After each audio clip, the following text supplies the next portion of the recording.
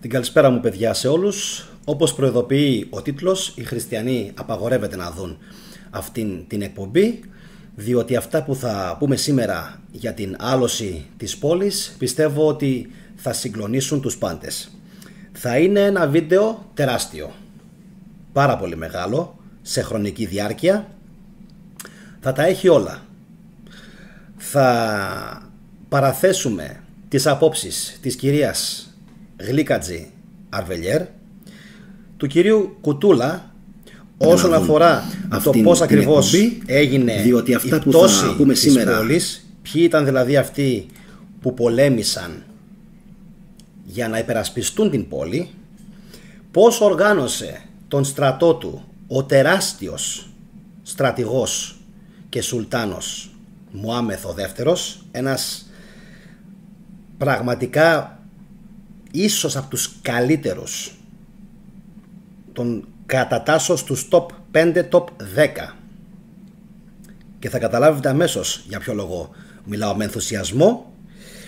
Επίσης θα μιλήσουμε για τους χριστιανούς, πόσο μεγάλο ρόλο έπαιξαν αυτοί.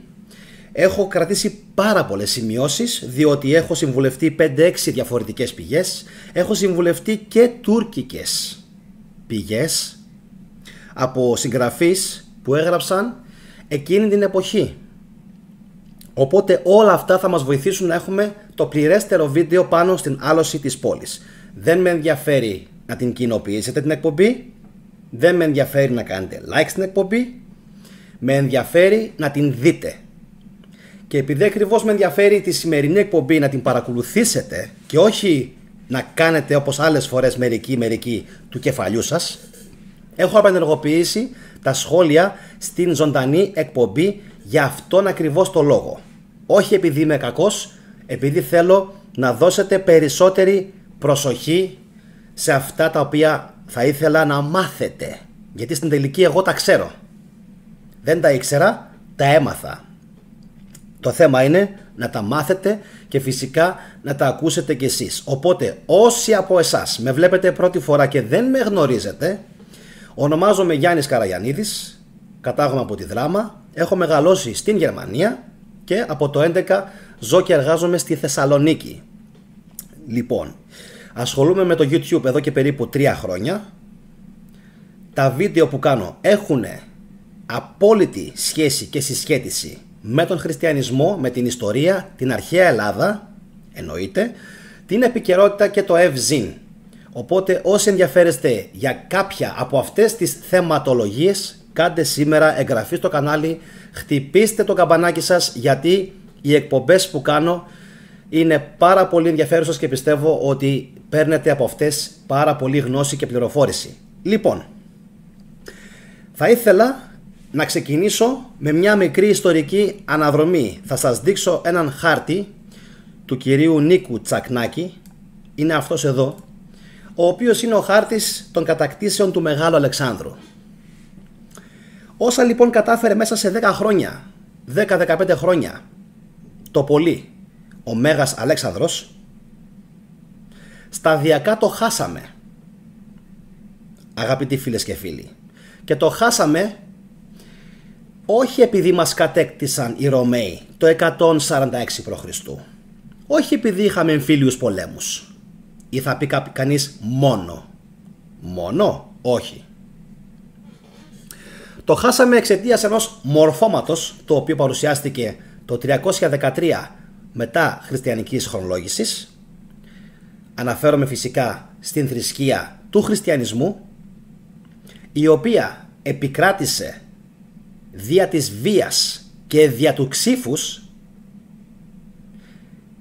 και κατέστρεψε ανεπανόρθωτα τους Έλληνες. Πολλοί θα αναρωτιέστε για ποιο λόγο τα λέω αυτά. Θα καταλάβετε αμέσως. Όταν λοιπόν έπεσε η πόλη, το οποίο φυσικά θα το δούμε ξανά και στη συνέχεια, η πόλη βρισκόταν σε σύψη, σε απόλυτη σύψη και σε μαρασμό. Γιατί? Θα ακούσετε σήμερα πράγματα που δεν έχετε ακούσει ποτέ ξανά.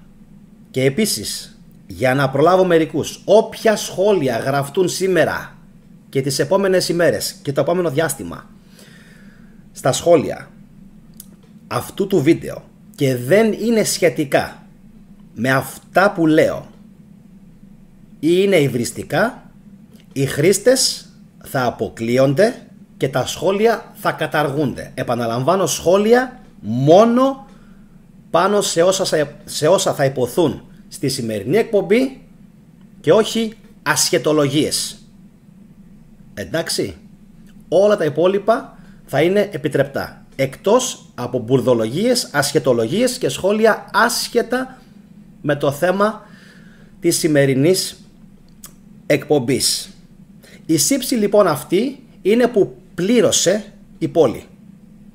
Και όχι μόνο η πόλη, γιατί περιοχές είχαν κατακτηθεί πολύ πριν από τους Οθωμανούς, πριν πέσει η πόλη. Τα ξέρετε αυτά? Η Νίκαια, η Έφεσος, θα τα δούμε όλα σε λίγο. Η Μικρά Ασία προς τα μέσα, η Καπαδοκία, τα είχαν πάρει όλα αυτά. Τα είχαν πάρει όλα. Και είχαν φύγει μάλιστα και προς τα πάνω, προς την Ευρώπη. Και αυτά τα είχαν πάρει. Στην ουσία η πόλη έπεφτε δεν έπεφτε, να ξέρετε, δεν είχε κανένα απολύτως νόημα. Που κάθονται σήμερα οι χριστιανοί και κλαίγονται. Αχ, έπεσε η πόλη. Αχ, Ο άλλος είχε φτάσει, ρε φίλε, μέχρι την Αυστρία. Τα είχε πάρει όλα. Τον ενδιέφερε η πόλη? Τον ενδιέφερε η πόλη επειδή ήταν απόρθητη από τους Οθωμανούς. Προσέξτε το αυτό. Γιατί η πόλη είχε πέσει. Μια χαρά είχε πέσει. Σταυροφορίες 1204 και μετά. Τι να λέμε τώρα? Δεν ήταν κάτι το οποίο δεν έπεφτε. Είχε πέσει. Τα λέω σωστά? Μπράβο. Αυτή λοιπόν η σύψη πιστεύω ότι προερχόταν από τις απίστευτες απαγορεύσεις που είχαν επιβάλει οι χριστιανοί. Και θα μου πείτε, μόνο η πόλη? Όχι φυσικά. Η επικράτηση του χριστιανισμού από το 313 μετά Χριστόν, αν παρατηρήσετε στον χάρτη μέχρι σήμερα, έχει οδηγήσει σε γεωγραφική συρρίκνωση των Ελλήνων. Και για να καταλάβετε τι εννοώ, αυτός ο χάρτης που βλέπετε τώρα μπροστά σας είναι μισός. Υπήρχαν Έλληνες πιο βόρεια, πιο δυτικά, και προς την Ισπανία και προς την Γαλλία, και στη Γερμανία υπήρχαν ελληνικές μικροαπικίες που άσε που μετά έγιναν Γερμανοί. Εντάξει, τους κάνανε Γερμανούς με το έτσι θέλω, μέσω πολέμων και εισβολών βαρβάρων από την Ανατολή. Τους γερμανοποίησαν, τους ρωμαιοποίησαν άπειρες φορές. Μέχρι εκεί είχαν φτάσει οι Έλληνες. Εννοείται πως είχαν φτάσει μέχρι εκεί. Δεν είναι δυνατόν να μην είχαν φτάσει μέχρι εκεί οι Έλληνες όταν οι Κρήτες ήδη από το 1100 π.Χ. είχαν φτάσει στη Σκανδιναβία και είχαν εμπόριο και μάλιστα είχαν μάθει στους Σκανδιναβούς να καλλιεργούν τη γη. Τα ξέρετε αυτά? Όχι, θα σας τα πω εγώ σε επόμενα επεισόδια. Εσείς μόνο εγγραφή. Λοιπόν, να πάρω λίγο πιο καλά τη θέση μου. Λοιπόν, δεν είναι λοιπόν δυνατόν να μην ξέρανε οι Έλληνες αυτές τις περιοχές. Τις ξέρανε και τις είχαν απικήσει. Μια χαρά γόνιμες ήτανε. Λοιπόν, μετά όλες αυτές οι περιοχές πάρθηκαν από βαρβάρους. Ουκρανία το ίδιο. Η Κριμαία και πιο πάνω ήταν γεμάτη ελληνικές απικίες. Γεμάτη. Τα Βαλκάνια από τους Θράκες το ίδιο. Η Ιταλία το ίδιο. Η σημερινή Κροατία το ίδιο. Η Αίγυπτος. Μην συζητήσουμε καν για τα βάθη της Ασίας, της Ανατολίας, της Μικράς Ασίας, έτσι όλα αυτά. Εδώ βρήκανε μέχρι και στην Πολωνία. Εννοείται και στην Ήπειρο. Έτσι. Μην ξεχαστούμε με τους Ήπειρώτες μας, τους φίλους μας. Τι βλέπουμε λοιπόν μετά από τον χριστιανισμό? Διαρκής συρρίκνωση. Μία ατελείωτη και διαρκής συρρίκνωση. Γεωγραφική, πολιτιστική, πολιτισμική και σε όλους τους τομείς. Ακόμα και οικονομική. Ακόμα και οικονομική. Άσχετα που λένε κάποιοι το ανθυρό Βυζάντιο. Αυτό έγινε λόγω των πολέμων που έκανε το Βυζάντιο. Όταν στην αρχή ήταν πιο φιλοπόλεμο. Εντάξει. Ένα αυτό. Δεύτερον, οι εσωτερικές έρηδες, οι οικονομαχίες, οι αιρέσεις, η ενωτική, η ανθενωτική, θα τα πούμε όλα σήμερα, αλλά είναι πραγματικά μια εικόνα σύψης. Δεν επέτρεπαν τα θέατρα, τη γυμναστική, τη μουσική. Πώς περίμεναν αυτοί οι άνθρωποι να θέλουν να ζήσουν? Όλα αυτά δείχνουν μια δυσοδεία, δείχνουν μια σύψη της κοινωνίας. Δεν ζούσανε οι άνθρωποι και δεν ζούσανε, ξέρετε γιατί? Γιατί η Εκκλησία είχε κατακυνηγήσει τον ελληνισμό. Ό,τι κι αν εξέφραζε ο ελληνισμός, οτιδήποτε κι αν ήταν αυτό που αντιπροσώπευε, αυτοί οι άνθρωποι το κυνήγησαν. Και σαν να μην φτάνει αυτό, βλέπουμε ότι και σήμερα ακόμα, που είμαστε ακόμα χριστιανοί, συνεχίζουμε και χάνουμε. Χάσαμε την Μικρά Ασία ολόκληρη, χάσαμε τον Πόντο, χάσαμε τη Βόρεια Ήπειρο, χάσαμε αποικίες που είχαμε. Ναι, είχαμε παροικίες στη Σερβία, στην Κροατία, στη Σλοβενία. Είχαμε ελληνικές παροικίες. Πάνε αυτές, πέταξαν στη Βοσνία, παντού. Αλβανία, Βουλγαρία εννοείται, Ρουμανία. Παντού υπήρχαν ελληνικές παροικίες. Αυτές όλες οι παροικίες απορροφήθηκαν και όλοι αυτοί οι Έλληνες τι απέγιναν? Εξαφανίστηκαν. Σχετικό μου βίντεο για τα Σκόπια. 1990 δήλωναν πάνω από 300 με 400 χιλιάδες Σκοπιανοί ελληνικής καταγωγής και συνείδησης. Σήμερα δηλώνουν μόλις 297 άτομα. Μιλάμε για μια εξαφάνιση της τάξης των 300 και φεύγα χιλιάδων ανθρώπων. Εσείς λοιπόν όλοι που τα βλέπετε αυτά, το ίδιο συμβαίνει και με τους Έλληνες της Ουκρανίας τώρα που εξαφανίστηκαν επί Πούτιν. Δεν έχει μείνει κανένας. Όλοι έχουν φύγει. Όλες οι ελληνικές παροικίες έχουν διαμελιστεί, καταστραφεί με τον πόλεμο που κάνει η Ρωσία με την Ουκρανία. Όπως λέγαμε πριν, τους Ηπειρώτες, τους Έλληνες Αρβανίτες, τους έχουν κάνει Αλβανούς, και αυτό μόνο και μόνο επειδή υπήρξε μια αλβανοποίηση της φωνής. Πώς έγινε με μας τους Μπαφραίους του Πόντου που γίναμε τουρκόφωνοι επειδή αλλιώς μας σκότωναν? Ακριβώς το ίδιο γίνεται και με αυτούς. Και σήμερα, καλός ή κακός, οι Αλβανοί εθνικιστές τους καπηλεύονται τους Αρβανίτες, τους Μολοσσούς, και τους λένε Αλβανούς. Sorry παιδιά, με ξέρετε, τα πάω πάρα πολύ καλά με την Αλβανία, δεν έχω κανένα πρόβλημα, αλλά οι Αρβανίτες, φίλοι μου, είναι αρχαίο ελληνικό φύλο. Είναι αρχαίο ελληνικό πελασγικό φύλο και δεν έχει καμία απολύτως σχέση με την Αλβανία. Έχει σχέση με την αρχαία Ελλάδα. Να λέμε λίγο τα πράγματα με το όνομά τους. Το έχω πει, δεν έχω κανένα πρόβλημα με τους γειτονές. Λοιπόν, πάει και αυτό. Φεύγει λοιπόν και η Μικρά Ασία, φεύγει και ο Πόντος, φεύγει και η Βόρεια Ήπειρος. Σταμάτησε εδώ το κακό? Όχι. Οι προδοτικές κυβερνήσεις έδωσαν και το Βόρεια Μακεδονία το όνομα επάνω στα Σκόπια. Πριν λίγα χρόνια εμφανίστηκε και ένα σποτάκι στην τηλεόραση για την ανεξαρτητοποίηση της Κρήτης. Αν το θυμόσαστε, μια ύπουλη διαφήμιση. Πάει και αυτό, έφυγε ευτυχώς. Όπως καταλαβαίνετε, ζούμε διαρκώς μια συρρίκνωση του ελληνικού πληθυσμού και σε αυτό παίζει ρόλο μόνο ο χριστιανισμός. Μια θρησκεία η οποία δεν κάνει τίποτα άλλο από το να φοβίζει, από το να ζητάει υποτέλεια και από το να διαφθείρει την ψυχολογία των ανθρώπων. Ενώ σαν κεντρικό δόγμα έχει κάποιες πάρα πολύ ωραίες θέσεις, υπάρχουν και κάποια άλλα, τα ξέρετε εσείς ποια είναι, τα οποία δημιουργούν φοβερές ενοχές και τύψεις στους ανθρώπους και φοβερές απαγορεύσεις, ώστε οι άνθρωποι να μην μπορούν να ζήσουν τη ζωή τους. Αυτός ήταν ο λόγος που καταστράφηκε το 1453 όχι μόνο η πόλη, αλλά και υπήρχε ένας ξεριζωμός της ελληνικότητας.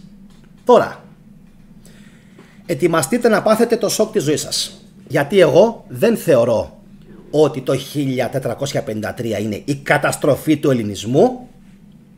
Σας είπα ότι το βίντεο σήμερα είναι απαγορευμένο. Θα έπρεπε να μην επιτραπεί καν. Το λέω και το εννοώ. Γιατί οι αλήθειες που θα πω είναι πάρα πολύ σκληρές και δεν έχει τολμήσει να τις πει κανείς. Κάποιοι καθηγητές τα ξέρουν. Είμαι σίγουρος ότι κάποιοι ιστορικοί τα ξέρουν. Αλλά δεν μπορούν να τα πούν. Ποιος θα τολμήσει π.χ. να πει ότι πάλι καλά που έπεσε η πόλη. Πάλι καλά που οι Οθωμανοί έκαναν επέλαση. Γιατί αλλιώς δεν θα φεύγανε όλοι οι διανοούμενοι οι Έλληνες στη Δύση να μεταφέρουν εκεί τα γραπτά των Ελλήνων, τα οποία τα είχαν κρυμμένα, τα οποία απαγορευότανε να διαβαστούν ακόμα, πόσο μάλλον να τα σπουδάσεις. Τα μετέφρασαν και λίγα χρόνια μετά είχαμε τον διαφωτισμό και την αναγέννηση. Θα πει ο άλλος, θα συνέβαινε αυτό ούτως ή άλλως. Όχι φίλε μου. Όχι φίλε μου εξυπνάκια. Δεν υπήρχε περίπτωση να συμβεί αυτό ποτέ. Γιατί οι δυτικοί κλονίστηκαν το ίδιο όπως και οι ανατολικοί. Επαναλαμβάνω. Οι δυτικοί, οι παπικοί, οι καθολικοί συγκλονίστηκαν το ίδιο. Ένα αυτό. Και δεύτερον, μπήκαν στη διαδικασία να ψάξουν λίγο τα του εσωτερικού τους. Και επειδή προέκυψε ένας νέος εχθρός, πολύ πιο ισχυρός από τους ειδωλολάτρες και από τους αιρετικούς αριανιστές και μανιχαϊστές και γνωστικιστές, πάθανε κοκομπλόκο όλοι αυτοί. Τα είχαν ζήσει φυσικά και με τους Άραβες, αλλά η πτώση να ανακάλυψε η Δύση τους αρχαίους Έλληνες.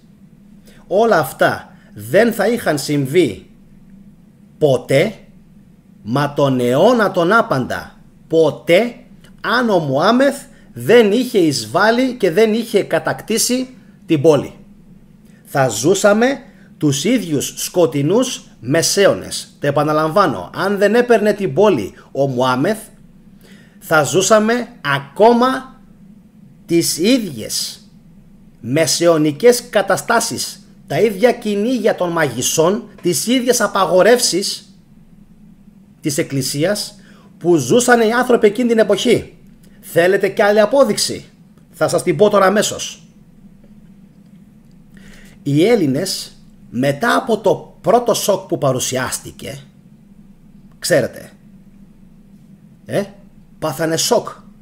Έπεσε η πόλη, αλλά το ξέρανε, γιατί οι Έλληνες της επαρχίας της Ασίας ζούσαν ήδη τις κατακτήσεις των Οθωμανών και ήδη το είχαν πάρει απόφαση ότι είναι ζήτημα καιρού να πέσει η πόλη. Είχαν ήδη αρχίσει την αναδιοργάνωσή τους, παιδιά. Ήδη από τότε. Μη γελιέστε. Δεν ήταν χαζοί οι άνθρωποι.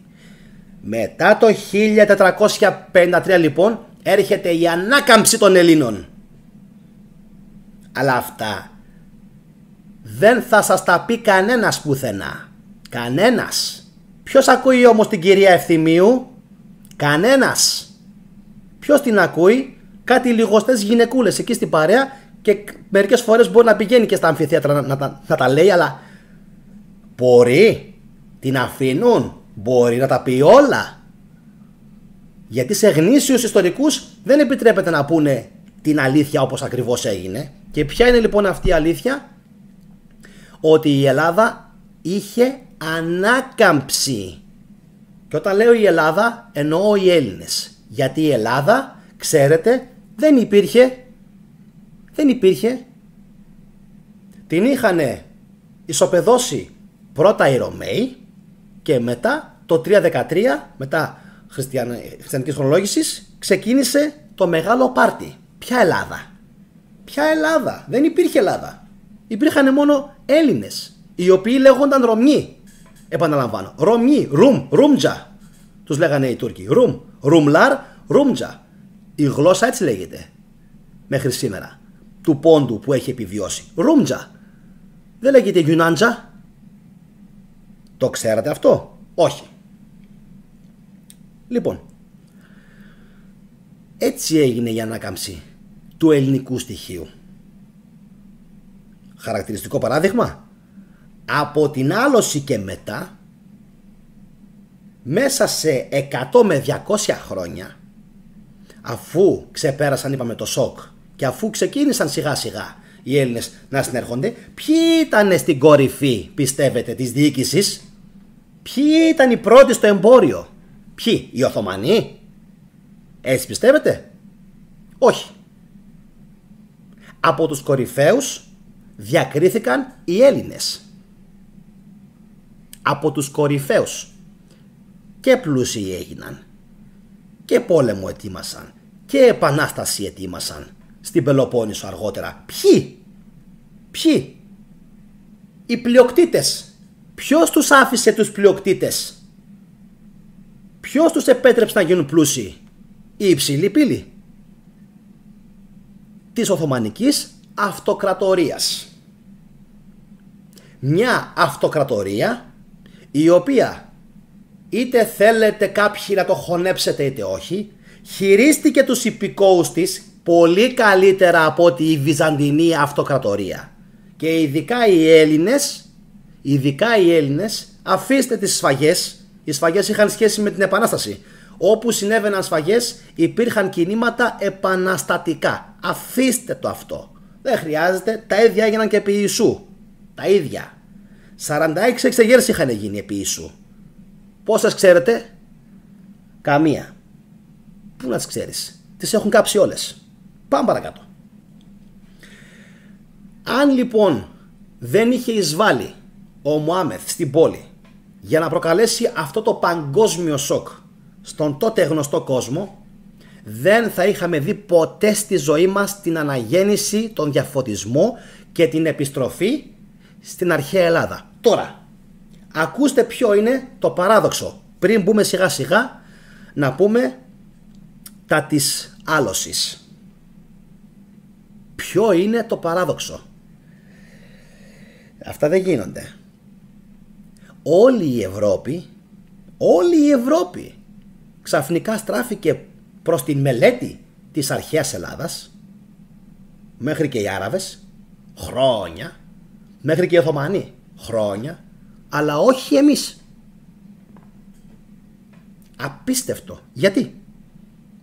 Γιατί αμέσως μετά την απελευθέρωση του 21 βλέπουμε πάλι τους ίδιους, πάλι την ίδια ΑΕ.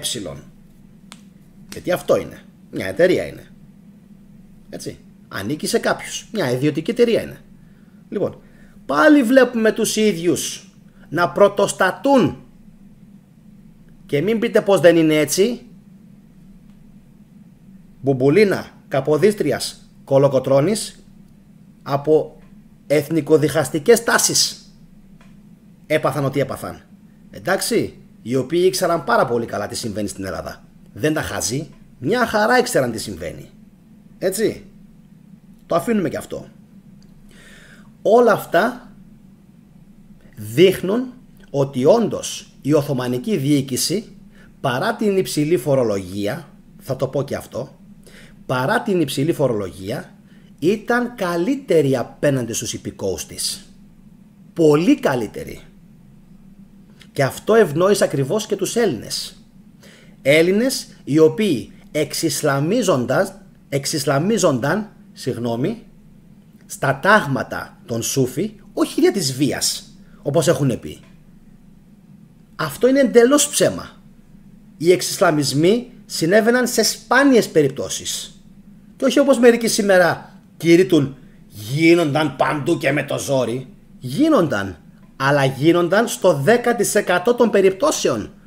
Στις πιο πολλές περιπτώσεις, επειδή οι Σούφοι ακριβώς ήταν ανεκτικοί και πολύ σωστοί στους τεκέδες απέναντι στους ανθρώπους που πήγαιναν εκεί να βρουν καταφύγιο, δηλαδή μοναστήρια είναι, έτσι, οι τεκέδες, μεταξύ των οποίων και πολλοί χριστιανοί, οι χριστιανοί από μόνοι τους μετά γίνονταν μπεκτασίδες Σούφοι, παύλα, δερβίσιδες και ξέρω εγώ τι άλλο. Μόνοι τους.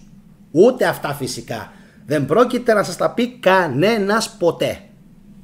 Κανένας. Εντάξει. Δεν πρόκειται αυτά να βγει κάποιος να τα υποστηρίξει δημόσια. Ότι οι Έλληνες εξισλαμίζονταν από τους Σούφοι στην ουσία μόνοι τους. Οι ίδιοι Σούφοι, να ξέρετε, παράλληλα απεχθάνονται το βαθύ κράτος το πολιτικό που έχουν οι Σουνίτες. Δεν τους αρέσει αυτό το πράγμα. Δεν τους αρέσει. Γι' αυτό και η Τουρκία μέχρι σήμερα έχει 25 μέχρι 30 εκατομμύρια Αλεβίτες, οι οποίοι είναι τι? Κόντρα στο πολιτικό θρησκευτικό σύστημα των Σούνι. Απίστευτο. Απίστευτο. Και τι πιστεύετε τώρα? Ότι αυτοί οι 25-30 εκατομμύρια είναι όλοι Τούρκοι?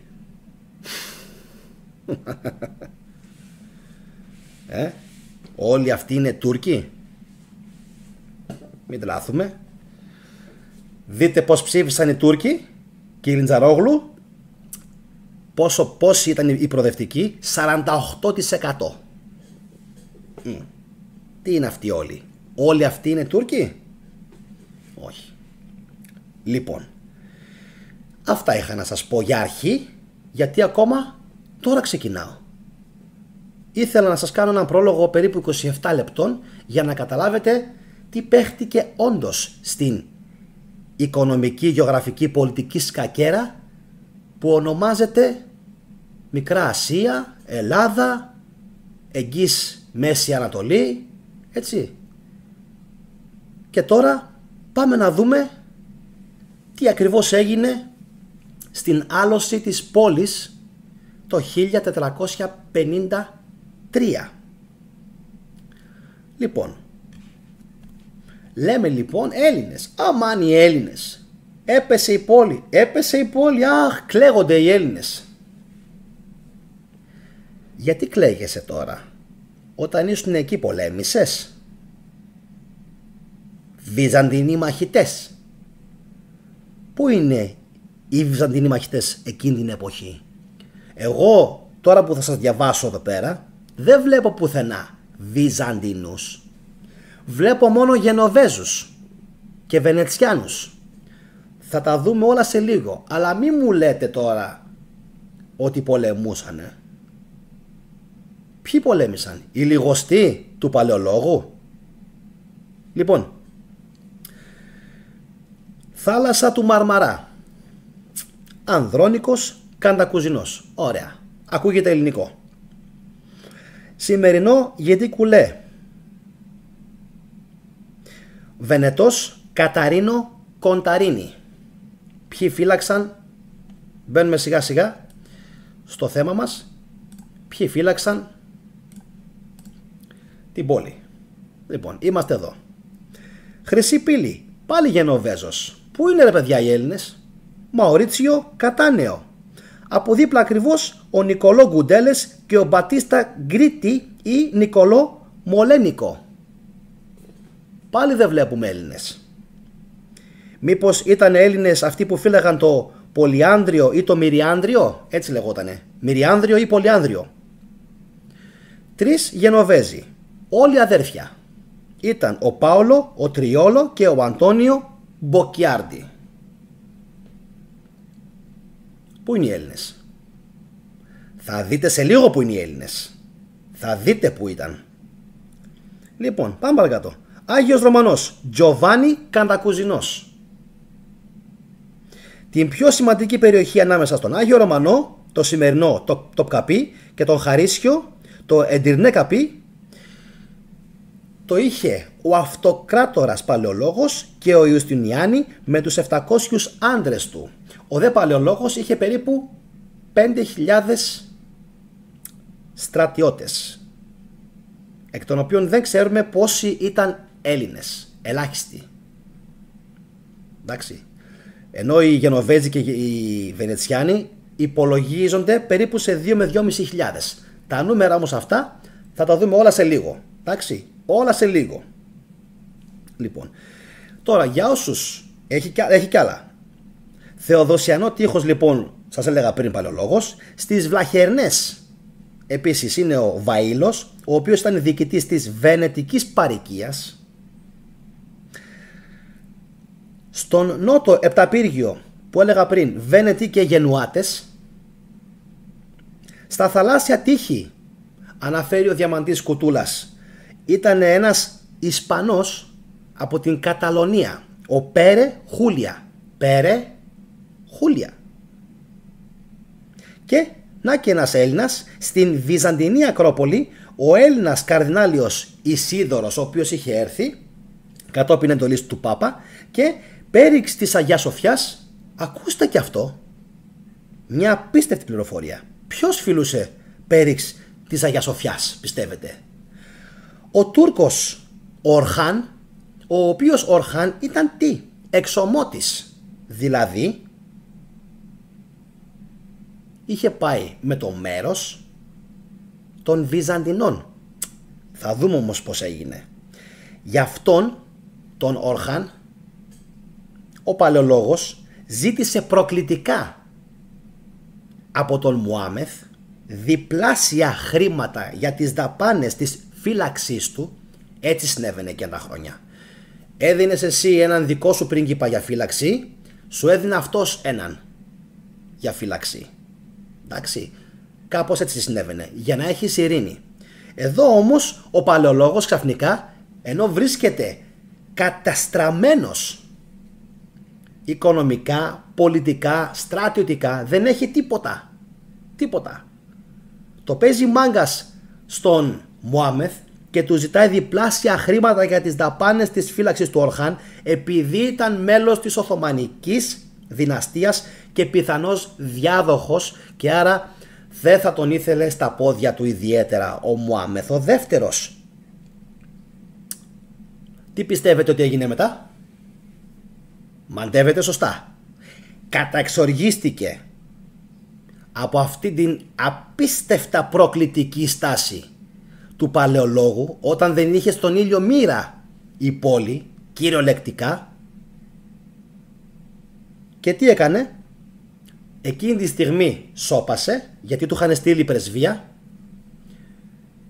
και είπε να ανακοινώσετε στον παλαιολόγο ότι θα πάρει πολύ σύντομα την απάντησή μου. Και λίγο καιρό μετά ξεκίνησε την προετοιμασία για να καταλάβει την πόλη.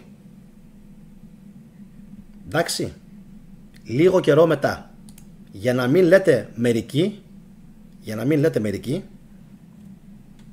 πώς ακριβώς έγινε η κατάληψη της πόλης.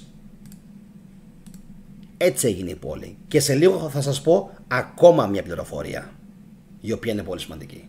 Τώρα, για όσους πιστεύετε ότι ήταν πάρα πολύ σημαντική λοιπόν η πόλη, να σας πω ότι 1261 διάλυση βυζαντινών ακριτικών σωμάτων. 1261, σχεδόν 200 χρόνια πριν, οι Βυζαντινοί δεν μπορούσαν πλέον να συντηρούν τα βυζαντινά ακριτικά σώματα, που σημαίνει δεν υπήρχε σταγόνα, δεν υπήρχε φράγκο. 1326 κατάληψη της Προύσας από τον Οσμάν. 1331 κατάληψη της Νίκαιας Νικομίδιας. 1354 κατάληψη της Καλύπολης. 100 χρόνια πριν. 100 χρόνια πριν και κοιμούνται όρθιοι. Συνεχίζουν να ζουν τον ίδιο βίο, με τον ίδιο μαζοχισμό. Δεν αλλάζουν στάση. Βλέπουν ότι πέφτουν μία-μία οι πόλεις και αυτοί τίποτα. 1361 Διδημότυχο. Έχει πάει και από εδώ μεριά λοιπόν. 1365 Αδριανούπολη. 1389. Πόσοι ξέρουν τι έγινε το 1389? Ούτε εγώ το ήξερα. Το μάθα σήμερα που μας έχουν πρίξει τα έντερα με την πόλη. Υπήρχε μια άλλη μάχη πολύ πιο σημαντική. Η μάχη στο Κωσυφοπαίδιο, ανάμεσα στους Οθωμανούς και τους Σερβοβόσνιους, όπου πεθαίνει ο Μουράτ και τελικά αναλαμβάνει την ηγεσία του στρατού των Οθωμανών ο Βαγιαζίτ και κερδίζει αυτήν την άκρο σημαντική και επική μάχη και εδραιώνεται σιγά σιγά στα Βαλκάνια. Τι έχουμε εδώ? Περικύκλωση. Έχει περικυκλώσει από παντού την πόλη ο Μωάμεθ. Αργότερα. Οι Οθωμανοί αρχικά και ο Μωάμεθ αργότερα. Από παντού. Δεν υπάρχει χώρος και χρόνος για να αναπνεύσεις. Και θα δείτε αργότερα πώς το είχε καταφέρει αυτό, αποκλείοντας μέχρι και ναυτικά την πόλη. Δεν μπορούσε να πάει πουθενά κανείς και κανείς δεν μπορούσε να μπει. Ελάχιστες μόνο δίωδοι υπήρχαν όπου μπορούσε κάποιος να περάσει. Όπως τα κατάφερε εν τέλει και ο Ιουστινιάνη και υπερασπίστηκε την πόλη. Λοιπόν, έχουμε συνέχεια εννοείται. Πόσους κατοίκους είχε η πόλη, ξέρετε? 50.000 υπολογίζεται, εκ των οποίων 5.000 Έλληνες πολεμιστές. Από τους υπόλοιπους 45.000 να πούμε ότι πάρα πολύ φυσικά θα ήταν κάποιοι ηλικιωμένοι, κάποιες γυναίκες, κάποια παιδιά, αλλά μπορούσαν να πολεμήσουν περίπου, βάσει τώρα λογικών υπολογισμών, περίπου άλλες 5 με 15.000. Αυτοί όλοι λοιπόν δεν πολέμησαν. Θα δούμε σε λίγο γιατί. Τώρα, το ακριβές νούμερο ήταν 4.386 σύμφωνα με τον κύριο Διαμαντή Κουτούλα, ο οποίος λέει ότι αυτό μας το αναφέρει ο Φρατζής, και 2.000 περίπου ήταν οι ξένοι πάρικοι. Στη φωτογραφία είναι ο Μωάμεθ. Λοιπόν, να συνεχίσω. Πώς ακριβώς έγινε όλο το σκηνικό, πώς στήθηκε μάλλον όλο το σκηνικό από τον Μωάμεθ. Αλλά πριν το πω, θα πούμε δύο λογάκια για το πώς φτάσαμε σε αυτή την κατάντια. 12 το 1452 αναφέρει ο Διαμαντής Κοτούλας στο κανάλι του. Γίνεται η ανακήρυξη Ένωσης των Εκκλησιών από τον Παλαιολόγο, ο οποίος υποστήριζε φυσικά την Ένωση, όπως σχεδόν όλοι οι παλαιολόγοι. Τι απάντηση πήρε, πιστεύετε, από τους υπηκόους του? Καλύτερα τουρκικό φέση παρά παπική τιάρα. Και είναι γεγονός ότι ο κόσμος αυτός δεν πολέμησε. Ξέρετε όμως γιατί? Γιατί υπήρχε απίθμενο μίσος του Γενάδιου Σχολάριου προς τον Παλαιολόγο.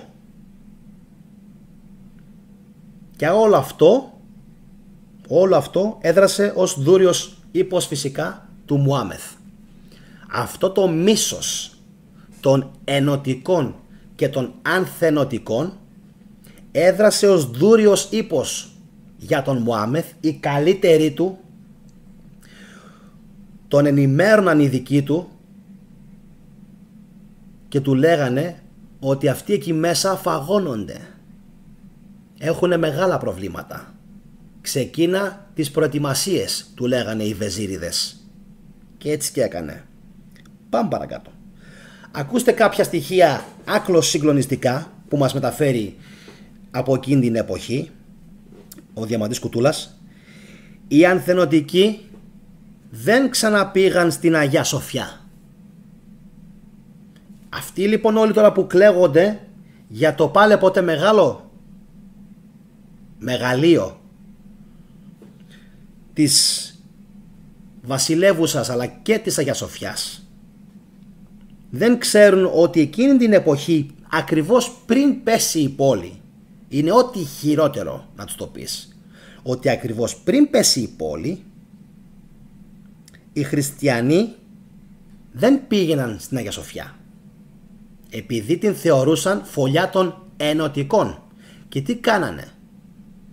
πηγαίναν και κατουρούσαν έξω από την εκκλησία. Μάλιστα την αναφέρουν ως βωμό του σατανά και την ένιωθαν σαν να ήταν η Ιουδαϊκή συναγωγή και την απέφευγαν σαν βωμό του Απόλλωνος. Αυτά όλα κατά γράμμα γραμμένα από χρονικογράφο της εποχής. Κατά γράμμα.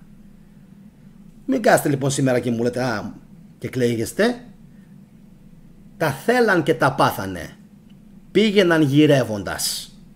Δεν μπορούσαν να δουν τη μεγαλύτερη εικόνα. Είχαν πρόβλημα οι άνθρωποι. Ήταν τόσο προσιλωμένοι και βαθιά φανατισμένοι που δεν μπορούσαν να δουν ότι ο κίνδυνος έχει χτυπήσει άπειρες φορές την πόρτα σου, έχει πάρει τα πάντα τριγύρω σου και εσύ συνεχίζεις και ασχολείσαι με θέματα μυσαλόδοξα με τα οποία δεν έπρεπε καν να ασχολείσαι. Λοιπόν, όταν υπήρχαν λέει κηδείες ή μνημόσυνα, απέφευγαν τους ενωτικούς ιερείς παύλα παπάδες, ενώ την Αγιά Σοφιά την συχαίνονταν όπως συχαίνονταν τους ελληνικούς βωμούς, λέει ο Δούκας. Με την ίδια λοιπόν απέχθεια που απεχθάνονταν τα ελληνικά ιερά, έτσι ακριβώς πλέον απεχθάνονταν πλέον και την Αγιά Σοφιά. Την έβλεπαν σαν ένα οικοδόμημα το οποίο αντιπροσώπευε την ένωση με τους κακούς καθολικούς, οι οποίοι είχαν σταυροφορήσει 2 αιώνες πριν την πόλη. Ναι, αλλά τώρα σου λέγανε σου στέλνουμε βοήθεια. Έλα μαζί μας, δώσ' το χέρι σου. Αυτοί είπαν όχι. Αμετανόητοι. Τελικά μπορεί να είχαν και δίκιο. Μπορεί να είχαν και δίκιο. Τι έλεγα πριν? Οι Έλληνες με Οθωμανική διοίκηση τα πήγαν καλύτερα. Όλα κρίνονται εκ του αποτελέσματος. Όλα. Στην τελική, ναι, τα πήγαν πιο καλά οι Έλληνες. Οι Έλληνες, σαν Έλληνες. Όχι Ελλάδα. Ελλάς δεν υπήρχε. Δεν υπήρχε. Τι λέγανε οι Πόντιοι?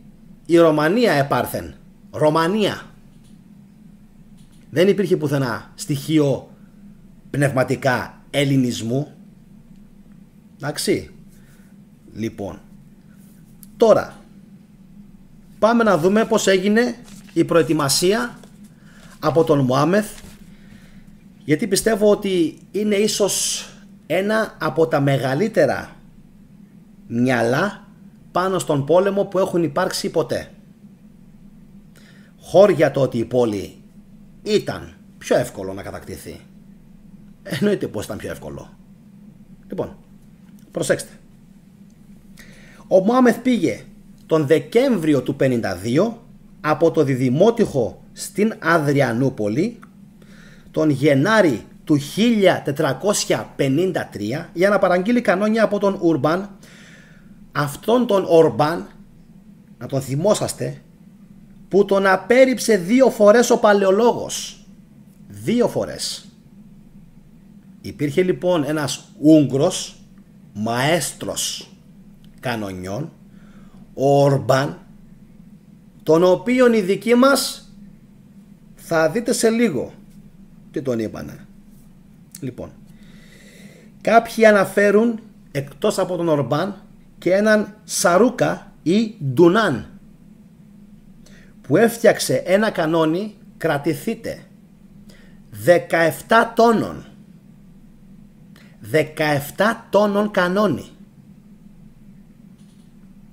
Ο Σαρούκα έφτιαχνε κανόνια και για τον Μουράτ τον δεύτερο και οι δικοί μας αγοράζανε αγρών, ασχολούνταν με τα της θρησκείας. Λοιπόν, αυτός ήταν ο αρχιμαέστρος των κανονιών, ο Σαρούκα. Ο Δούκας αναφέρει ότι κάθε βράδυ ο Μωάμεθ έπαιρνε χαρτί και μολύβι και έφτιαχνε σκίτσα στρατηγικής. Οργάνωνε κάθε βράδυ Τι σκοπεύει να κάνει? Οι δικοί μας τι έκαναν? Τίποτα. Διότι δεν είχαν μεγάλη εμπειρία από τις μάχες, δεν είχαν ψηθεί, ενώ ο Μωάμεθ ήταν ψημένος από πάρα πολύ μικρή ηλικία. Ο πατέρας του έβαζε να τον βασανίζουν, έβαζε να τον εκπαιδεύουν πάρα πολύ σκληρά. Ο Μωάμεθ μεγάλωσε σε ένα περιβάλλον που τον κορόιδευε και τον υπονόμευε και τον λέγανε εσύ είσαι άχρηστος, ανάξιος, δεν πρόκειται ποτέ να καταφέρεις τίποτα. Και αυτό ακριβώς, οι Βεζίδιδες αυτά, και αυτό ακριβώς όθησε τον Μωάμεθ να γίνει πιο σκληροτράχυλος. Είναι χαρακτηριστικό ότι αυτό δεν το ξέρει σχεδόν κανείς, ότι ο Μωάμεθ είχε ίνδαλμά του τον Μέγα Αλέξανδρο. Και όχι μόνο τον Μέγα Αλέξανδρο σαν προσωπικότητα, αλλά και αυτό που έφτιαξε σαν κράτος στην Ασία. Ήθελε να φανεί ο συνεχιστής του Μεγάλου Αλεξάνδρου. Το κατάφερε σε πολύ μεγάλο βαθμό. Σε πολύ μεγάλο βαθμό. Ήθελε ένα κοσμικό κράτος, φυσικά κέντρο βάρους Οθωμανοί, όπου θα υπήρχαν όλοι και θα συζούσαν. Το όραμά του το πέτυχε σε πολύ μεγάλο βαθμό. Αυτό να το θυμόσαστε. Λοιπόν, πάμε παρακάτω. Τι άλλο έκανε? Σημείωνε κάθε λεπτομέρεια με προσοχή, δίνοντας βάση στις αδυναμίες της πόλης. Επίσης πρόσεξε πάρα πολύ την τοποθέτηση και επέβλεψε προσωπικά την τοποθέτηση των κανονιών. Πού θα στηθούν, πώς, τι, πόσες κανονιοβολές, τα πάντα όλα. Λοιπόν, συνεχίζω.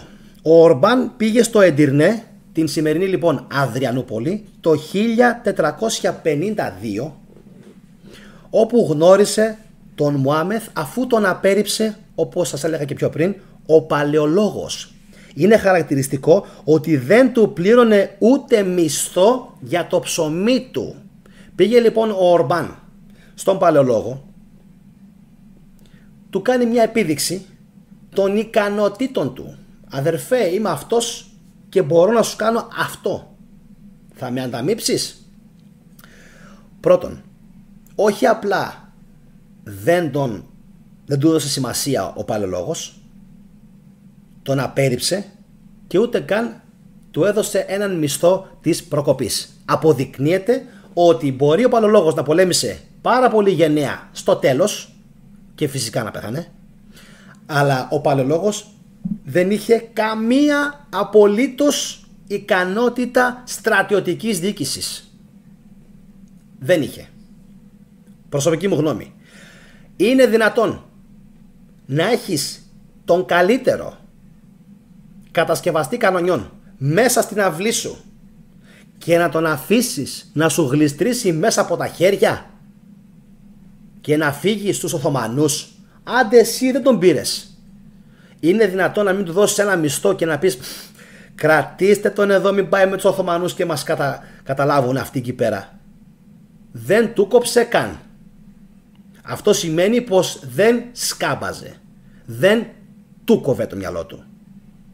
Δυστυχώς για μας. Δεν ήταν ικανός ηγέτης. Δεν το είχε. Μπορεί, όπως σας είπα και πριν, ναι, να πολέμησε γενναία στο τέλος, αλλά από διοίκηση, από οργάνωση, από στρατό δεν είχε ιδέα. Αυτός που ήταν ο κυρίαρχος της άμυνας της πόλης ήταν ο Ιουστινιάνη. Αυτός ήταν ο mastermind. Αυτός ήταν ο άνθρωπος που άντεξε η πόλη όσο άντεξε 1,5 μήνα. Λοιπόν, συνεχίζουμε. Αυτός ο Ορμπάν δεν έπρεπε να φύγει με τίποτα από την πόλη, ξέρετε. Με τίποτα. Έπρεπε να τον φυλακίσει, έπρεπε να τον σκοτώσει, να τον κρεμάσει, έπρεπε να τον αδρανοποιήσει, να τον πάρει με το μέρος του. Κάτι έπρεπε να κάνει. Ξέρετε γιατί? Γιατί ο Ορμπάν, όσο καιρό παρέμεινε στην πόλη, τι έκανε, ξέρετε? Έκανε γνωριμία με τα τείχη. Ήθελε να δει αν μπορεί να φτιάξει ένα κανόνι που θα γκρέμιζαν κάποια τείχη.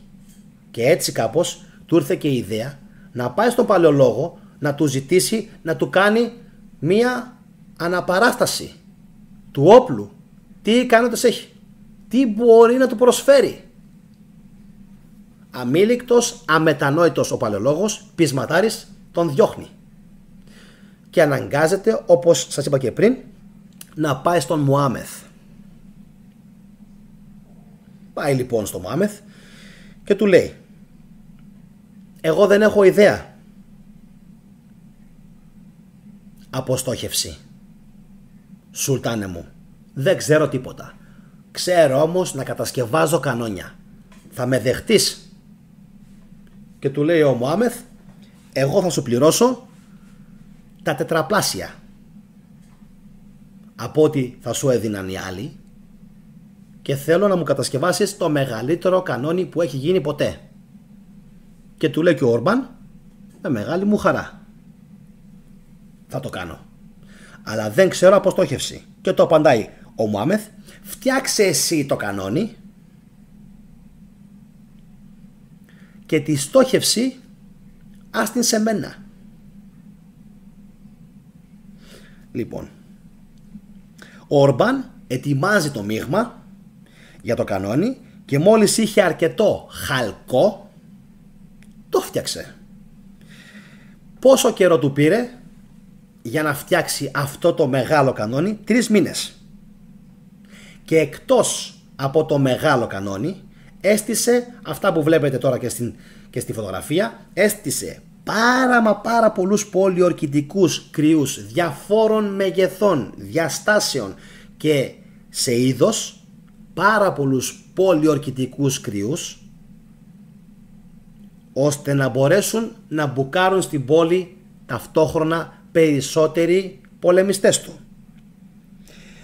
Είναι χαρακτηριστικό ότι στο πρώτο τεστ που έγινε από τον Πορθητή τον Γενάρη του 1453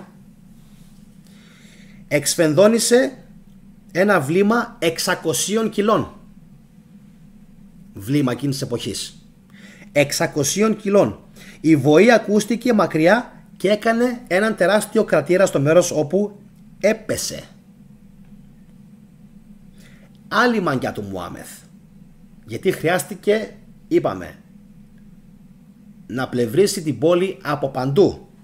Περικύκλωσε με ναυτικό την πόλη και έκοψε όλες τις προμήθειες. Είναι χαρακτηριστικό, το διάβαζα σήμερα το πρωί αυτό, παιδιά, είναι απίστευτο. Συγγνώμη κιόλας, να πιω λίγο νερό.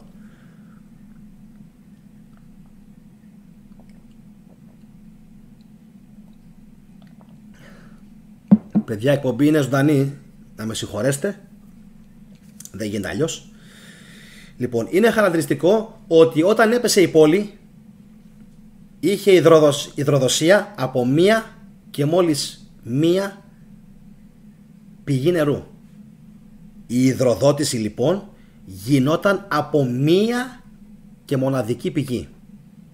Αν υπήρχε τρόπος ο Μουάμεθ να την είχε κόψει και την έκοβε, ουέ και αλίμονο σε αυτούς που ήταν μέσα. Λοιπόν, πάμε παρακάτω. Έφτιαξε το κάστρο ή τον πύργο της Ρούμελης και κατέβασε 6 γαλεώνες, 18 πιο μικρά πλοία και 16 μεταφορικά πλοία, σύνολο δηλαδή κάπου στα 40 πλοία, τα οποία έπλευσαν από την Καλύπολη, πέρασαν μπροστά από την πόλη και μπήκαν στο Βόσπορο. Άλλο στοιχείο. Το δεσποτάτο της Σερβίας έστειλε 1500 στρατιώτες στο πλευρό του Πορθητή. Εσείς όλοι οι χριστιανοί, οι οποίοι καφιέστε τόσο πολύ για τους Σέρβους, τους φίλους μας τους Σέρβους, σήμερα είμαστε όλοι Ορθόδοξοι, εσείς τουλάχιστον, εγώ όχι. Λοιπόν, έστειλε 1.500 στρατιώτες, είτε ήταν εξαναγκασμένοι λόγω ήττας από τους Οθωμανούς είτε όχι. Είναι γεγονός ότι έστειλαν 1.500 στρατιώτες. Παράλληλα ετοίμαζαν την κρυφή εισβολή στον κεράτιο κόλπο με πλοία, και αυτά τα πλοία τα επένδυσε εξωτερικά με χαλκό, και ο αριθμός του στόλου τελικά ξεπέρασε τα 145 άκρος ευέλικτα, πλήρως ετοιμοπόλεμα πλοία το 1453 τον Μάρτιο. Είχε 5.000 γενίτσαρους ως στενούς του επίλεκτους σωματοφύλακες. 5.000 είχε όλο κι όλο ο παλαιολόγος στρατό. 5.000 και ο άλλος είχε 5.000 μόνο γενίτσαρους. Λοιπόν, οι Σέρβοι έστειλαν τους καλύτερους ανθρακορίχους παύλα εργάτες ορυχείων, ενώ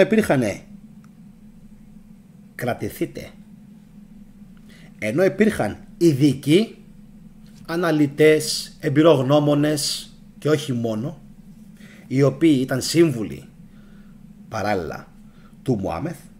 Από ποιες χώρες πιστεύετε? Μάλλον ποιες φυλές? Ούγγροι, Βοημοί, Γερμανοί, Λατίνοι, μέχρι και Έλληνες.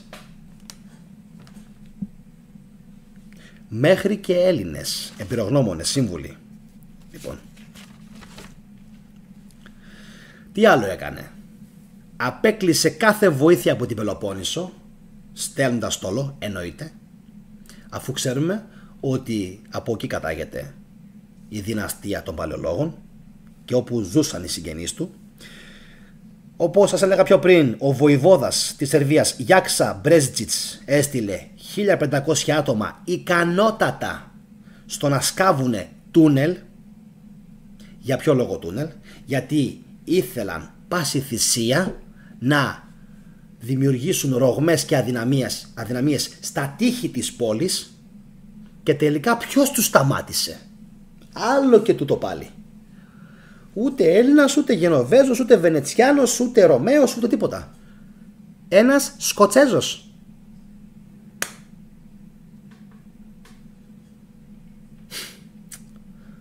Για να καταλάβετε πόσο ανάμεικτοι ήταν τότε οι πληθυσμοί. Ένας Σκοτσέζος υπερασπίστηκε τους Βυζαντινούς εναντίον των ανθρακορίχων που σκάβανε από κάτω τα τούνελ, και έτσι τελικά απετράπηκε η πρώιμη εισβολή. Πάμε παρακάτω. Ο παλαιολόγος έκανε μια έκκληση προς τη Δύση και τον Πάπα. Στείλτε μας βοήθεια. Είχε θετικό αποτέλεσμα. Πολύ θετικό. Ένα πλοίο με τοξότες από την Νάπολη,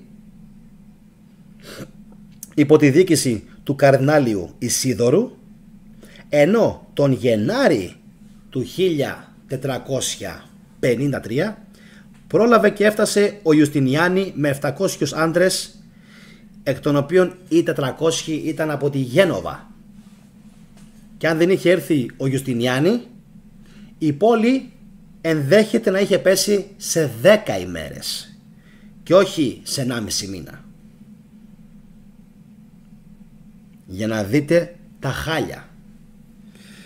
Τώρα, ο Μωάμεθ, κρατηθείτε με τα νούμερα, ξεκίνησε με 100.000 με 120.000 στρατό από το Εντυρνέ για την πόλη. 100 με 120.000. Οι δυτικοί ιστορικοί αναφέρουν ότι ο αριθμός 300 και 500.000 που δίνουν διάφοροι ιστορικοί είναι υπερβολικός. Δεν υπάρχει περίπτωση, διότι μέσος όρος στρατεύματος των Οθωμανών ποτέ δεν είχε ξεπεράσει τις 50 με 70.000, και επειδή ακριβώς η πόλη ήταν το μεγαλύτερο εγχείρημα του Μωάμεθ ήρθαν και κάποιοι επιπλέον. Οι γενίτσαροι ήταν γύρω στους 10.000 σύνολο, μαζί με τους καπί κουλού, έτσι λέγονταν, 15.000 πεζοί οπλίτες με σπαθιά, ασπίδες και δώρατα, 20.000 οπλίτες από τις γύρω περιφέρειες της Κωνσταντινούπολης, οι οποίοι τελικά όλοι, καλός ή κακός, μαζεύτηκαν για να εισβάλλουν στην πόλη. Με το ζόρι, θα μου πεις. Λοιπόν, τώρα πάμε σε μια ακόμα πάρα πολύ παράξενη έτσι πληροφορία. Κατηγορήθηκαν ο Εμμανουήλ Παλαιολόγος και ο ιερομόναχος Νεόφυτος της Ρόδου ότι αντί να επισκευάσουν τα εσωτερικά τείχη, έκρυψαν τα χρήματα που τους είχαν δοθεί για προσωπικό όφελος και δήθεν τα βρήκαν αργότερα οι Οθωμανοί κρυμμένα. Εικάζεται όμως, για να είμαστε δίκαιοι, γιατί ο θετικός είναι πάρα πολύ δίκαιος, μπορεί να λέω σκληρές αλήθειες, αλλά είμαι δίκαιος. Εικάζεται ότι άδικα κατηγορήθηκαν.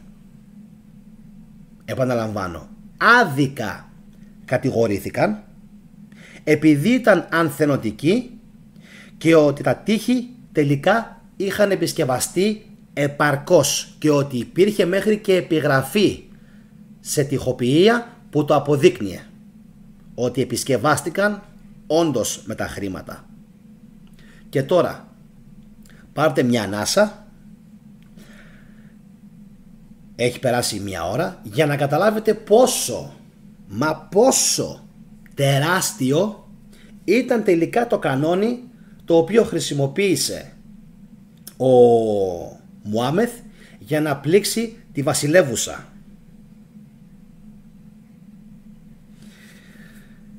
Αν σας πω ότι το έσερναν 30 κάρα και 60 νεροβούβαλοι, θα με πείτε τρελό? Θα με πιστέψετε? Το έσερναν 30 κάρα και 60 νεροβούβαλοι όταν ξεκίνησε από το Εντυρνέ, την Αδριανούπολη, στις 23 Τρίτου το 1453. Τα λοιπά της μάχης θα ήθελα φυσικά να τα κάνω σε μια άλλη εκπομπή, έτσι, να τα πούμε όλα, γιατί σήμερα μιλήσαμε για τα πέριξ της μάχης, τα οποία ήταν τα πιο πολλά άγνωστα. Θα σας πω μια πάρα πολύ σημαντική πληροφορία, ότι θυμόσαστε τον αδερφό του Μωάμεθ, ο εξομότης που ήταν μαζί με τους Βυζαντινούς? Αυτός τελικά συνελήφθη από τον Μωάμεθ και αποκεφαλίστηκε. Δεν ξέρω βέβαια άμα ήταν αδερφός του ή απλά μέλος της Οθωμανικής οικογένειας, δηλαδή από τον Μουράτ, που είναι το πιο πιθανό. Λοιπόν, απλά μπορεί να ήταν από κάποια άλλη μάνα. Λοιπόν, αυτό δεν ξέρω, αν δηλαδή ήταν από τον ίδιο πατέρα και την ίδια μητέρα. Λοιπόν, τον έπιασε λοιπόν ο Μωάμεθ και τον αποκεφάλισε. Ο Ιουστινιάνη πέθανε από τα τραύματά του στη Χίο 2 ημέρες μετά από τη φυγή από την πόλη. Οι ξένοι φυσικά όλοι σκοτώθηκαν. Ο Λουκάς Νοταράς σώθηκε, αλλά εκτελέστηκε, και έχει πάρα πολύ μεγάλη σημασία να πούμε τα της εκτέλεσής του, γιατί υπάρχει μια εκδοχή την οποία παρουσιάζουν οι Οθωμανοί ότι τον εκτέλεσαν, γιατί το έχω πει και σε προηγούμενες εκπομπές, όταν μπήκε στον προσωπικό του χώρο ο Μωάμεθ και είδε τα πλούτη του, τον ρώτησε, καλά, συγγνώμη, εσύ είχες τόσο πλούτο, για ποιο λόγο δεν τον διέθεσες για τις άμυνες της πόλης? Και λέει και ο Λουκάς Νοταράς, ήξερα ότι η πόλη θα πέσει. Έτσι. Τώρα αυτό σας το λέω εγώ, δεν το έχω διαβάσει, φαντάζομαι αυτό θα του είπε. Ήξερα ότι η πόλη θα πέσει, ήθελα να φύγω, δεν τα καταφέρα να φύγω, γιατί μας περικύκλωσες. Έτσι. Τι να τα κάνω τα λεφτά μου, τα υπάρχοντά μου, να τα λιώσω? Ποιος θα πολεμήσει? Ποιος θα πολεμήσει? Δεν είχαν μείνει άντρες ρε, είχαν Λειψανδρία. Θα μπορούσε φυσικά να τα λιώσει και να πάρουν κάποιους μισθοφόρους, λέω εγώ, 5, 10, 20, πόσους. Όταν λοιπόν είδε αυτόν τον πλούτο, ο Μωάμεθ συγχύστηκε. Συγχύστηκε και θύμωσε πάρα πολύ. Και ξέρετε γιατί θύμωσε? Και εδώ καταλαβαίνουμε ότι είχε ακεραιότητα χαρακτήρα ο Μωάμεθ, όχι όπως τον παρουσιάζουν οι ψεύτες. Γυρίζει λοιπόν και του λέει, πηγές Οθωμανικές, ότι είχες τόσο πλούτο και δεν τον διέθεσες στον παλαιολόγο για να σώσει την πόλη σας? Άρα είσαι ανάξιος εμπιστοσύνης. Φορούσε τόσα παντελόνια ο Μωάμεθ. Άρα είσαι ανάξιος εμπιστοσύνης και στο βασίλειο που χτίζω με πολύ μεγάλο όραμα, εσύ και άνθρωποι σαν και εσένα σκουλίκια δεν χωράνε. Και διέταξε ή απαγχωνισμό, αν μπορώ καλά να θυμηθώ, ή απαγχωνισμό, ναι, ή αποκεφαλισμό. Το θεώρησε πολύ μεγάλη προσβολή ο παλαιολόγος να έχει πεθάνει στη μάχη, να έχει λιώσει σχεδόν ό,τι χρυσό είχε και δεν είχε η περιουσία της εκκλησίας για να σώσει την πόλη, και ο νοταράς τι έκανε? Κοίταζε τα πλούτη του. Αυτό τον εξόργησε πάρα πολύ και διέταξε την εκτέλεσή του. Τώρα, κάτι ακόμα το οποίο πρέπει οπωσδήποτε να το πω, γιατί αν δεν το πω θα σκάσω και θα χαρώ πάρα πολύ όσοι το ακούσουν σήμερα να το θυμούνται.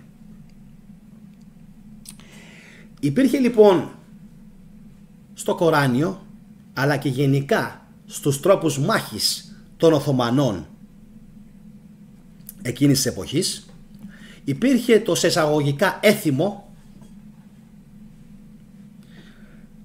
να έχουν τριήμερη λαφυραγώγηση. Θα είμαι όσο πιο αργός στον λόγο μου μπορώ για να τα εμπεδώσετε. Επαναλαμβάνω, εκείνη την εποχή υπήρχε τριήμερη λαφυραγώγηση των πόλεων, το γνωστό sacking που κάνουν και οι ξένοι. Ένα στοιχείο το οποίο δείχνει πόσο απίστευτος ήταν ο Μωάμεθ και άξιος θαυμασμού είναι ότι ενώ αυτό ήταν σχεδόν σαν ιερή εντολή και έπρεπε 3 μερόνυχτα οι στρατιώτες του να κάνουν πάρτι και γλέντια μέσα στην πόλη, την επομένη της κατάληψης, και είναι και λογικό, προσέξτε πόσο διαυγής χαρακτήρας ήταν, 22 χρονών. Τα σημερινά 22χρονα πού να μπορέσουν να σταθούν? Πού? 22 χρονών, επαναλαμβάνω, και τι έκανε? Την επομένη της κατάληψης άφησε λοιπόν την πρώτη νύχτα που ήταν λογικό, έπρεπε να πάρει την πόλη, να δει ότι κέρδισε, ότι νίκησε, να κάμψει κάθε αντίσταση. Την επομένη λοιπόν γυρίζει και τους λέει τέρμα. Τέρμα. Μπήκε μέσα στην πόλη και έπαθε πλάκα. Πρώτον, έπαθε πλάκα από την ομορφιά της. Αυτό που έβλεπε δεν το πίστευε. Τα δημόσια κτίρια του άρεσε πάρα πολύ σαν πόλη. Δεύτερον, έπαθε κατάθλιψη σε εισαγωγικά όταν είδε ότι αυτή η πόλη ήταν πρακτικά ανυπεράσπιστη και αυτό που φάνταζε ως τεράστιο κατόρθωμα στο μυαλό του τελικά ήταν πολύ πιο εύκολο. Και τι κάνει? Διατάζει την πάυση της λαιλασίας, η οποία έπρεπε να κρατήσει, επαναλαμβάνω, 3 ημέρες. Κράτησε μόλις 1.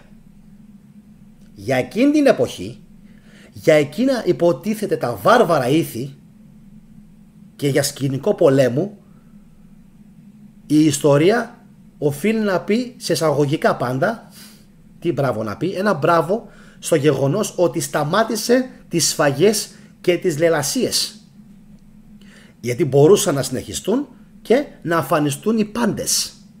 Οι πάντες. Λοιπόν, είναι χαρακτηριστικό, ένα παράδειγμα θα σας πω, ότι όταν πήγε κάποιος να χτυπήσει προφανώς κάποιον ναό ή την Αγία Σοφιά, δεν μπορώ να θυμηθώ καλά, αλλά υπάρχει σαν ιστορικά καταγεγραμμένο συμβάν.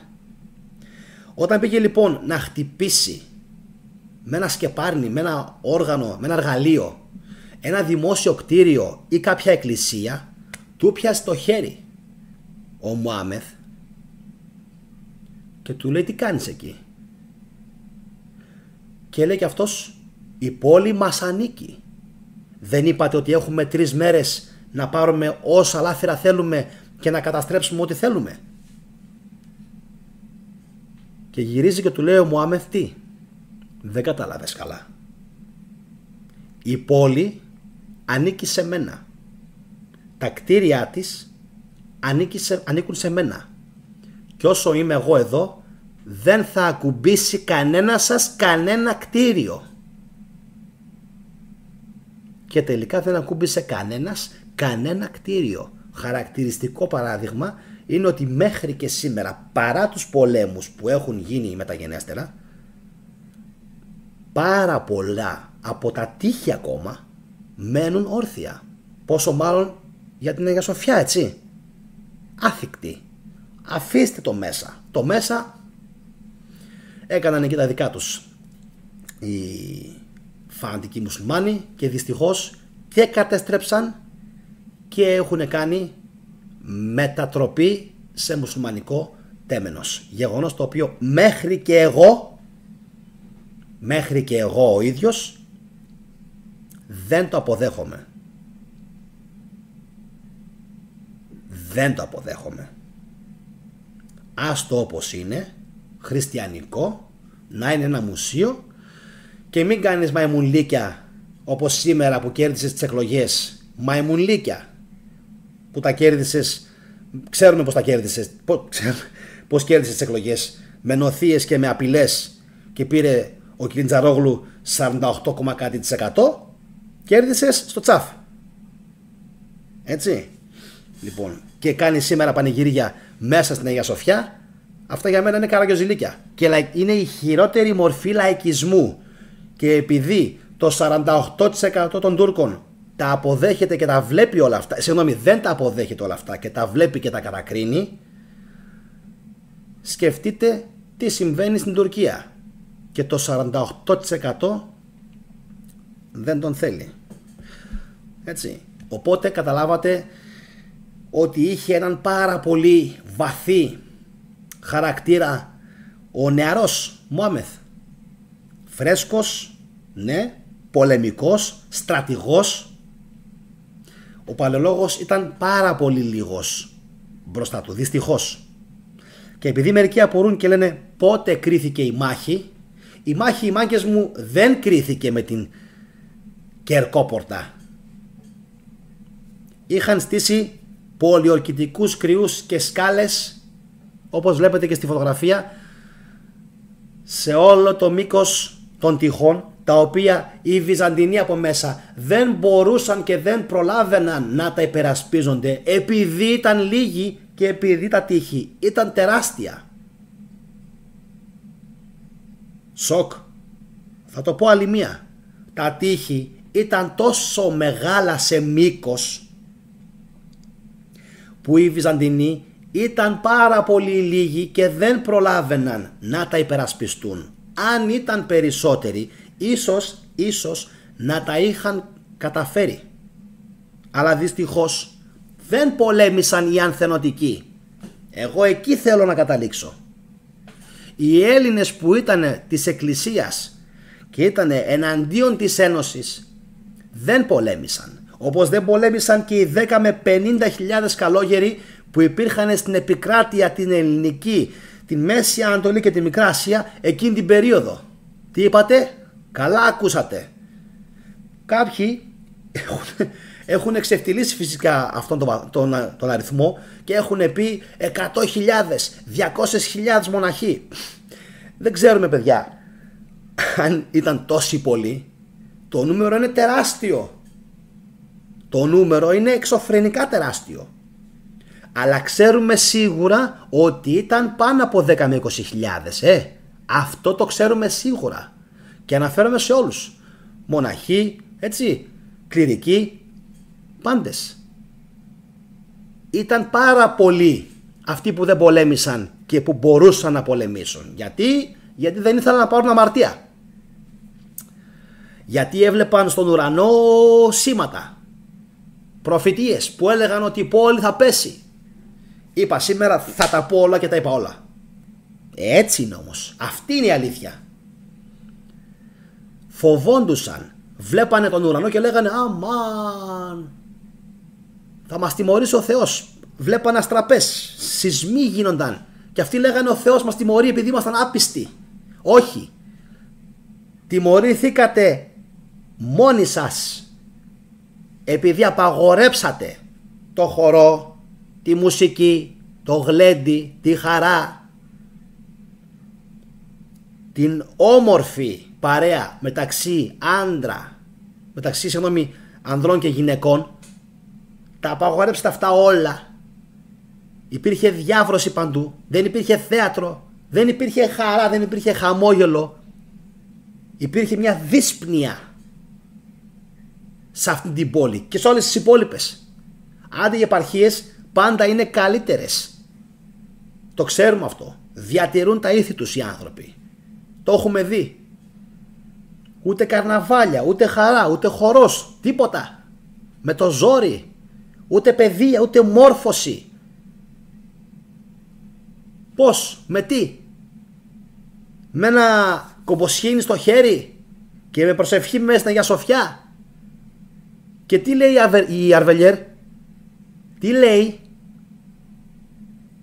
Ότι όταν ο παλαιολόγος ξεσήκωνε τους στρατιώτες του και έβγαζε λόγο για μάχη, ο άλλος ο Γενάδιος ο Σχολάριος, όντως θα τα πω όλα σήμερα, δεν θα αφήσω τίποτα όμως, ο άλλος ο Γενάδιος ο Σχολάριος λοιπόν τυχοκολούσε ανάθεμα και αφορισμό εις βάρος του παλαιολόγου. Εσείς λοιπόν όλοι που υπερεφανεύεστε για τον παλαιολόγο, οι χριστιανοί, αποφασίστε τι είσαστε και τι πιστεύετε, γιατί εδώ μέσα τα έχετε λίγο μπερδεμένα. Εγώ τα έχω 400, σας πληροφορώ. 400. Έχω μια ελαφριά δυσλεξία, 10%. Αυτό είναι το μεγάλο μου πρόβλημα εμένα. Αυτό, τίποτα άλλο. Κατά άλλα, τα έχω 400. Εσείς όμως έχετε πολλά ψυχολογικά. Γιατί ενώ από τη μία βλέπουμε ο Γενάδιος Σχολάριος, ο Πατριάρχης, αναθεματίζει τον παλαιολόγο και πηγαίνει κόντρα στον παλαιολόγο, άρα η Εκκλησία δεν τον γουστάρει, δεν τον θέλει και οι υπήκοοι απομακρύνονται από τον παλαιολόγο, δεν πολεμούν για αυτόν. Εσείς σήμερα υπερηφανεύεστε για τον παλαιολόγο. Πώς γίνεται αυτό? Πώς γίνεται αυτό? Τι είστε? Ξέρετε τι είστε? Δεν ξέρετε. Έχετε μαύρα μεσάνυχτα. Γι' αυτό ακριβώς και είπα να μην δει κανένας χριστιανός αυτό το βίντεο. Το έβγαλα πρώτη μούρη στο καβούρι στον τίτλο για να μην μπείτε και μην τυχόν και δω σχόλια μετά από κάτω τα οποία δείχνουν για άλλη μια φορά που βρίσκεστε διανοητικά μερικοί, γιατί είναι αλήθεια. Ετοίμαζε μαζί με τον Γιουστινιάνη το στράτευμα και ο άλλος τυχοκολούσε στην Αγία Σοφιά αναθεματισμό. Αυτό γίνεται ρε εσείς πουθενά. Αυτοί τώρα οι άνθρωποι αγαπάνε τον ελληνισμό, τη χώρα μας, τα ήθη μας, τα έθιμα μας? Όχι. Έχετε καταλάβει τι είναι? Όχι. Ούτε μέχρι σήμερα. Έχω κάνει 200 εκπομπές. Ακόμα δεν έχετε καταλάβει τι είναι? Μία ανθελληνική εταιρεία είναι. Αυτό είναι. Τίποτα άλλο. Και από όλα αυτά που σας έχω πει προκύπτει ιστορικά και αβίαστα αυτό το γεγονός, ότι αυτοί οι άνθρωποι δεν την ήθελαν την Ελλάδα όπως την θέλουμε να είναι, φωτεινή, χαρούμενη, όμορφη. Όχι. Υπάρχει ανθελληνισμός και ο ανθελληνισμός πρέπει να σταματήσει επιτέλους, παιδιά. Φτάνει. Φτάνει. Μέχρι πότε θα πηγαίνετε κόντρα στους Έλληνες? Βλέπετε ότι το διαδίκτυο έχει ξυπνήσει πάρα πολύ κόσμο. Γιατί λοιπόν δεν προσπαθείτε να κάνετε ένα βήμα μπροστά, ένα βήμα? Δεν κάνετε. Όπως δεν έκαναν και εκείνη την εποχή και την πάτησαν. Ένα βήμα μπροστά, να πείτε παιδιά, μια φορά να βγει ένας. Εγώ κάνω βίντεο εδώ και 3 χρόνια. Δεν έχει βγει ένας να πει έχεις δίκιο θετικέ. Συγγνώμη. Ένας. Και είμαι τόσο τρελός που αν έβγαινε έστω και ένας, θα έλεγα πραγματικά δεν ξανακάνω βίντεο. Δεν ασχολούμαι μαζί τους. Θα έλεγα μπράβο τους. Τώρα και να βγει είναι αργά. Τώρα και να βγει κάποιος να μου το πει είναι αργά. Το πουλάκι πέταξε. Το πουλάκι πέταξε. Τι να μου πουν σήμερα? Ότι η ίδια η Εκκλησία, οι ίδιοι οι 3 ιεράρχες βρίζουν τους Έλληνες? Μα δεν είναι αυτοί ανθέλληνες? Τι είναι? Όταν κάνουν αναθεματισμούς εναντίον των Ελλήνων. Μην πείτε λοιπόν ότι δεν είναι έτσι, γιατί έτσι είναι. Τα στοιχεία λοιπόν δείχνουν ότι υπάρχει ανθελληνισμός μέσα σε αυτήν την χώρα. Μέσα σε αυτήν την χώρα. Και όπως είπε και ο Διαμαντής Κουτούλας, είμαστε πάρα πολύ καλοί στο να φαγωνόμαστε μόνοι μας. Δεν χρειαζόμαστε Οθωμανούς. Δεν χρειάζεται ο Μωάμεθ. Του έλεγαν οι βεζίριδες του, αυτοί εκεί έχουν πρόβλημα. Δεν τα βρίσκουν μεταξύ τους. Διέρη και βασίλευε.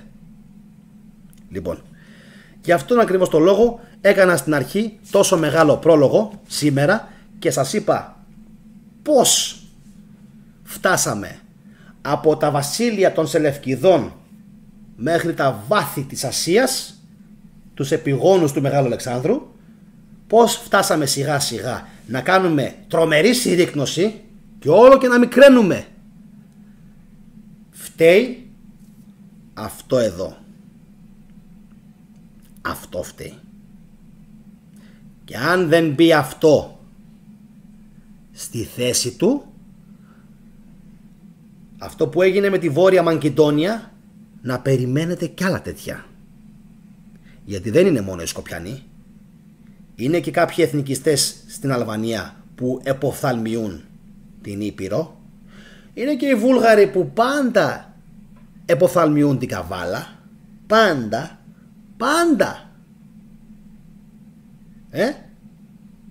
Είναι και οι Τούρκοι που θέλουν τη Θράκη.